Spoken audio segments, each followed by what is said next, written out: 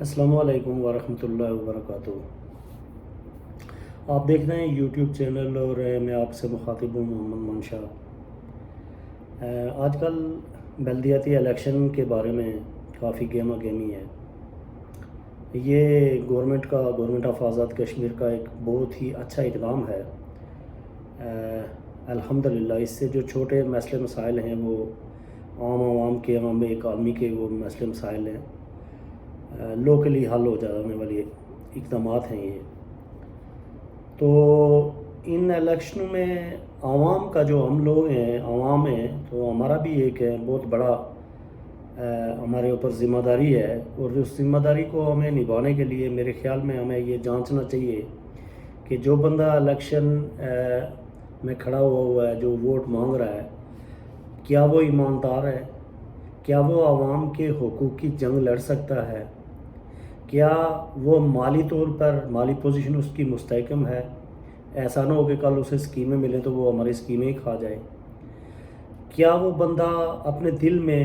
عوام کی ہمدردی رکھنے والا آدمی ہے، درد دل رکھنے والا آدمی ہے؟ وہ کہیں ایسا تو نہیں کہ اپنے جھنڈے کو اونچا کرنے کے لیے ایسا کام کر رہا ہو؟ تو لہٰذا ہمیں چونکہ ابھی جو لوگ ہمیں الیکشن لوکلی طور پر الیکشن لڑ رہے ہیں، یہ لوگ ہم ہی میں سے ہیں، اور ہم انہیں بہت تھارلی جانتے ہیں۔ ہمیں ایک ایک بندے کا پتہ ہے کہ ہمارا فلاں آدمی کس طرح کا ہے، فلاں اس طرح کا ہے۔ تو میرے خیال میں ہمیں یہاں اس وقت جو لوکلی الیکشن ہو رہے ہیں، پارٹی کو بھی ٹھیک ہے، جو لوگ نظریاتی ہیں ان کو پارٹی کو بھی دیکھنا چاہیے، لیکن میرے حساب میں ہمیں لوکلی اس انسان کو ووٹ دینا چاہیے جو ایماندار، دیانتدار، اپنے حق حقوق کے بارے میں بات کرنا جانتا ہو، جو پڑھا لکھا ہو، جو مالی طور پر مستحکم ہو، تاکہ اس کو اگر مظفر آباد، اسلام آباد، راولہ کوٹ کسی جگہ پر بھی، فار ایگزامپل چونکہ میں سنگولے کی بات کر رہا ہوں تو اس لیے میں راولہ کوٹ کا میں نے نام لیا ہے، تو کسی جگہ پر بھی اگر اس نے جانا ہے تو اس کے پاس ایسا نہ ہو کہ مطلب پیسے ہی نہیں ہیں، اس کو چندوں کی ضرورت ہو، اس کو پھر اس طرح وہ آدمی جو ہے وہ ہمارے حقوق کے لیے نہیں لڑ سکتا۔ ہمارے حقوق کے لیے وہ آدمی لڑ سکتا ہے جو ایماندار ہو، دیانتدار ہو، درد دل رکھنے والا آدمی ہو، تعلیم اس کے پاس ہو، کم از کم وہ اگر گریجویشن نہیں تو ایف اے پڑھا ہوا ہو۔ ٹھیک ہے الیکشن کمیشن نے میٹر رکھا ہوا ہے، لیکن کم از کم ایف اے تو ہونا چاہیے، جو بول چال جس کی اچھی ہو، جو یعنی جس کی تربیت اچھی ہوئی ہو، کوئی تھوڑا بہت سیاسی بیک گراؤنڈ بھی ہو کہ وہ کہ 2 آدمیوں میں 4 آدمیوں میں بات کرنا بھی جانتا ہو،